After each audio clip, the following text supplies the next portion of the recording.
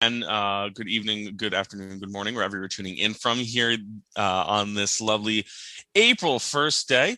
Really appreciate you spending a little time with us and our wonderful alum that we have here this evening. We'll go ahead and get started, and please feel free if you do have any questions throughout the alumni spotlight or anything like that. You can feel free to please put them in the Q&A functionality at the bottom of your screen, and we'd be more than happy to get to them, throughout the presentation. So again, my name is Douglas Harrington. I am one of the admissions counselors here for Binghamton. I am incredibly excited to join you this evening. I am a Binghamton alum myself. I did graduate in 2016 and 2017 with my bachelor's and master's respectively. And I have been in the admissions role ever since. So I really do enjoy my time here, so much so that I have put roots down. I bought my first house in the area and really, really enjoy it. So here to help answer any questions and help make Binghamton your home for the next couple of years. So before we introduce our alum here, I'll just turn it over to my colleague Michaela to do a quick introduction as well. Hi everyone, my name is Michaela Ridley. I use she and her pronouns. I'm one of our admissions counselors. I've been with the university for several years now. So yeah, we are looking forward tonight to getting all your questions answered. Obviously the main event tonight is Christina. So we look forward to you hearing a lot more from her. Great. Excellent. Thank you so much again. And thanks so much for attending. So with that, I'll turn it over to Christina to do a little introduction right now. Hi, everybody. I started at Binghamton University in 2008, and I graduated in 2012 with a degree in mechanical engineering and a minor in sustainable engineering. And from there, I started my first job with Turner Construction Company, and I still work here. My role is to facilitate in the construction management of projects throughout New York City. And while I was at Binghamton, a couple of things that helped me get into my first career. I was able to have my first internship experience, which was with a solar panel company. And then I was also able to design a water treatment system for a community of 100 people in Honduras with a team of 10 other students for our senior design project. So having that international experience and that early construction experience on my resume was definitely very helpful in helping me pursue the career that I have now. And then in addition to that, I'm very passionate about sustainability. And at Binghamton, we have they have the LSAMP and McNair program, which helps students gain research opportunities. They assign students with professors, and they do research side by side with those professors, and they get trained on how to present that research. And the program actually helps students travel to other schools and conferences throughout the country, mostly, I want to say, in the northeastern part of the US. And so I was in that program. I did a research study on sustainable design and construction. And then I was able to present at multiple conferences and actually won awards for those presentations, which was a great public speaking training and experience, which also helped me move forward with my career at Turner. Awesome. Thank you so much for that little introduction. It sounds like a great, line of events, especially, working on the construction projects in New York City sounds super interesting. Anything that you've worked on recently or anything like that, your time at Turner that, that we would know or anything like that? I'm not sure, but so I'm currently building for Rockefeller Group. It's not far from Times Square. It's a plaza renovation. Okay. And my first project's near and dear to my heart. It's actually out in City College, Queens. Okay. It was the New York Police Academy project. It was 3 buildings on 35 acres of property. And every time I fly in and out of LaGuardia, the planes go right over it, so I get to see it. My last project was the Columbia Business School project, which is over at 125th Street in Broadway. Mm-hmm. And my project prior to that was a hospital building for New York Presbyterian, which is over by 69th Street and York Avenue on the east side. It's a 15-story hospital. Wow, that's awesome. I think that's so cool that you can, look around, like you said, flying over it when you're flying over at Yeah. LaGuardia and seeing down and seeing how you've made a mark on, the world's most famous skyline, right? So I think that's a really awesome, story and experience that you get from the career that you're in right now, which, amazing opportunities that presented themselves to you, which is really cool. So we'll go in, ask a couple of questions if you don't mind, and then again, for anyone who's watching, feel free to put any questions in the Q&A that we can ask Christina. But reflecting on your time, at Binghamton, Christina, just starting off, what do you think makes Binghamton unique, from maybe some other schools, or that you could think of during your time here at Binghamton? The thing that stood out the most to me about Binghamton was the way they managed to create a small community feel in a large campus. Binghamton's a very large school, but I always had that small community feel with the different communities that they have on campus. No, absolutely. I definitely agree. I definitely think the community atmosphere is certainly something that is definitely unique. You certainly get that small school feel on a large university campus. I know we were chatting before we even started about like where you lived on campus, but maybe you'd like to share that again, Yeah. for the students who are on for us tonight. I was very fortunate when I came to Binghamton. Mountain View was the nice new community with all the new facilities. So I lived there for 2 years, my freshman and sophomore year. And then after that, I moved out to Hillside, which, Mountain View was where students lived, to have very much that dorm room experience. And then also those students typically ate in the dining hall. And then when I moved out to Hillside with my friends, it gave me the opportunity to have more of that apartment style living. Mm-hmm. We didn't have meal plans. We went out, we grocery shopped, and that helped us save money and budget better. And then my last year, I moved off campus. Again, that was more of like a budgetary decision. And my wife and I rented an apartment off campus last year. Awesome. Yeah, a lot of students, certainly go that route. They'll spend the first year or two on, in the residential communities, and then maybe they'll move to the apartments or off campus at that point. Certainly a good pathway there. That's what I did myself. I moved off campus after my second year. So turn it over. Do they still have Salamander Days over at Mountain View? Yes, they do. Yeah. So Salamander Days was like a really fun. It happens in the spring, right? Mm-hmm. Yeah. So it's like right in the spring. They get all the students together. We all get on different teams, and they have a lot of different fun activities that they have us compete in. And I still have my Salamander Day T-shirts. That's awesome. Yeah, I still have all of my Hinman Hysteria, Hinman Dorm Wars stuff. Yeah. They're really great collectives. I know actually plenty of people who have actually made the T-shirt blankets from all of them. Oh, that's cute. To kind of commemorate all of them, which are kind of cool. So, but yeah, Salamander Days are still up and running, and it's a super popular event that they still have in Mountain View. So I'll turn it over to Michaela next, who will ask the next question.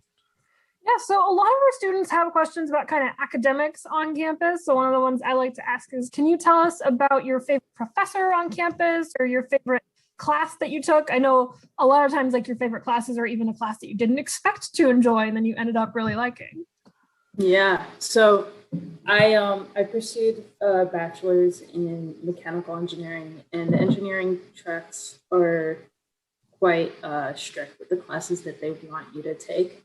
So there wasn't a whole lot of leeway, but even though I was an engineering student, I think I have two favorite classes, which are not engineering related at all. I took a sex and sexuality class with Deborah Ellison. Mm-hmm. And I still remember her name. I still look back and reflect on the things we learned in that class. And yeah, the fact that you still remember the name at all is definitely a sign of how much that class. It was just, not what I thought it was going to be. And it was a smaller, more intimate class. We were probably about 7 students with a professor, and we were able to have really intriguing conversations. And even though she was not a professor associated with my major, she ended up playing a huge role in supporting me through my pursuits at Binghamton. I think she's actually one of my strongest letters of references because of the relationship that we built together. That's awesome. Yeah. And the other class I had, so even though I was doing engineering, I was able to take like certain gym classes or rec classes. And my other favorite class was a sculpture class. It was the one, so my now wife, girlfriend at the time, was doing a nursing degree. So that's pretty strict too with what they're able to take. But we were able to one semester get our classes to line up perfectly so that we could take a sculpture class together. And Nice. that was a really fun experience. It was nice to have that one class where you got to be able to get messy and hands-on. And we still have the sculptures that we made there. That is so cool. They're like on our fireplace mantle now. Oh, it's really I cute. love that. Those are awesome stories, and how the two classes that you mentioned weren't engineering classes, which I think for me, being a school of management alum, one of my favorite classes was Intro to Musical Theater. I'm a big theater person. I not only took the class my first year, I was a TA for it the following 3 years. So it's just amazing how the classes that might not have anything to do with your major have such a big impact on you, which is and I think maybe that's probably why they're so enjoyable. And I think it's important to take a break from those classes associated with your major from time to time, and I think Binghamton does a good job at offering that. My advice would be to sign up for class early, though. As soon as the gates open, be there ready to put in the numbers for the classes you want. No, absolutely. So this next question comes from actually one of our students that we asked them if they had any if they had any questions before, like when they were registering and everything like that. So this question comes from one of our students, and it said, "How did Binghamton help you develop or discover any interest in any other subjects? Again, outside, whether it be within engineering or anything like that?" Yeah. So I mean, to be honest, when I came to Binghamton, I didn't even know what engineering was. I was in high school. I had 2 math teachers who were previously engineers, and they did everything they could to convince their students to pursue engineering. So I said, okay, I'll give it a try. And I came to Binghamton, and I was surprised that I liked it so much, honestly. I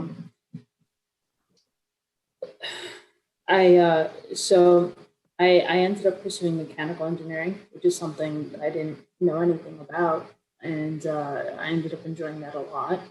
And where I found one of my strong passions, I ended up getting the sustainability or sustainable engineering classes were just starting to come out. They were brand new. Mm-hmm. So I took one of those and I kind of fell in love with it. And then another class I ended up enjoying a lot was an environmental class, which was not part of the engineering group, but I think taking those sustainability and the environmental classes helped adjust my perspective towards engineering and add to it, from other than what I was learning in the classroom.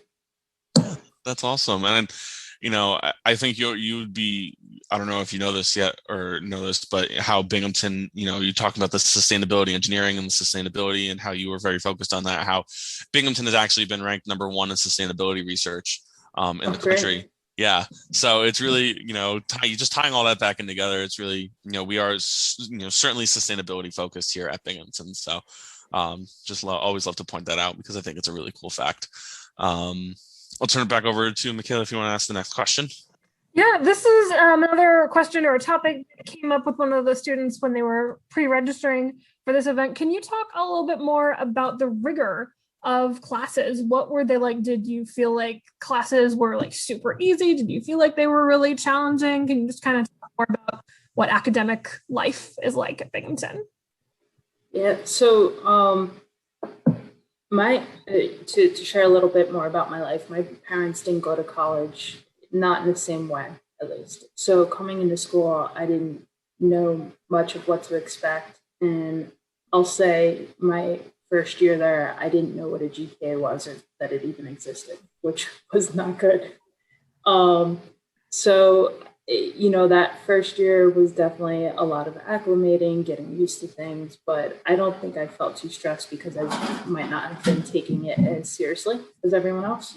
But I did get very comfortable. I made a great supportive network of friends who are also taking the same classes. The learning community helped with that, and dorming with people who are taking similar majors helped with that as well. And then my sophomore year, I would say was, all right. But then junior year was tough. By junior year, I knew what a GPA was. I knew I had to get it better. And that was when my most rigorous engineering courses were scheduled. What I did to help ease that, I heard about one particular course, fluid dynamics, that was notorious for having students fail. So I actually took that class over the summer ahead of my junior year to lighten my load junior year and allow me to focus on my other classes more. And then also taking summer classes, sometimes you have a smaller class and the professor is able to focus on your questions more and you develop a relationship with them and it helps you learn the topic better. So I was able to take the fluid dynamics over the summer. I got a good grade. I didn't have to take it again in the following year. And that helped me survive my junior year. And then my senior year, I would say the first semester was still intense, but then the last semester I relaxed a lot more because I had my job offer by then and my GPA was in a good place. Nice. Yeah, that must have been hard coming into college kind of without having that understanding from your parents of what to expect. But did you feel like you had resources at Binghamton to kind of help you acclimate to that? I didn't know where they all were when I first got there. Gotcha. But I would say by the time I graduated, I knew the professors that I needed to know. I had my connections through LSAM and McNair. I helped, we have a Society of Hispanic Professional Engineers student chapter at Binghamton. So when I first came to Binghamton, I think it was only like 5 people in the chapter. And my friend became the president and I became the vice president. By the time we graduated, I think the student chapter grew to at least 30 students and we were actively holding events. So that group ended up being very supportive and motivating for me. We used to hold resume writing workshops and alumni from local engineering companies would come and teach us how to write resumes. We would do interviewing skills workshops, and then we would train and practice with each other our 30-second speeches to prep for conference. So student groups like that, the Society of Hispanic Professional Engineers, Engineers Without Borders, Society of Women Engineers, NSBE, National Society of Black Engineers, those are national organizations and their college chapters do a lot to help give support to students on campus. Yeah, I've always loved that about that. So many of our student organizations are very like academic support and career support focused. They're very much designed to kind of move you through college for sure. And knowing where those resources are is such an important part of college. That's definitely something that we kind of work with students on and making sure not only are they there, but do students know where to find those resources for sure. Yeah. And, I would say that when I first started at Binghamton, I was always very hesitant to speak to a professor. I think a lot of people are. Well, when you come into college, like that's just the instinct of like, can I just go talk to them? Is that really what office hours are for? And it is. But exactly. To be honest, by the time I finished my sophomore year, I was having a heart-to-heart with a friend, and I told him, I don't know if I'm cut out for this. I don't know if this is right for me. At that point in time, a lot of women weren't pursuing engineering. A lot of Hispanics weren't pursuing engineering. So it was very easy for me to walk into a classroom and feel like this doesn't, I can't relate to anyone here. I don't know if this is me. At that point in time, I know that the numbers have grown and changed a lot since I graduated in 2012. But, I had that heart to heart with my friend and he told me, Christina, whatever you do, don't quit engineering, stick with it. I'll help you. And one of the biggest, he studied with me. We did homework together. And what he did that really helped me the most, he facilitated introductions between me and our professors.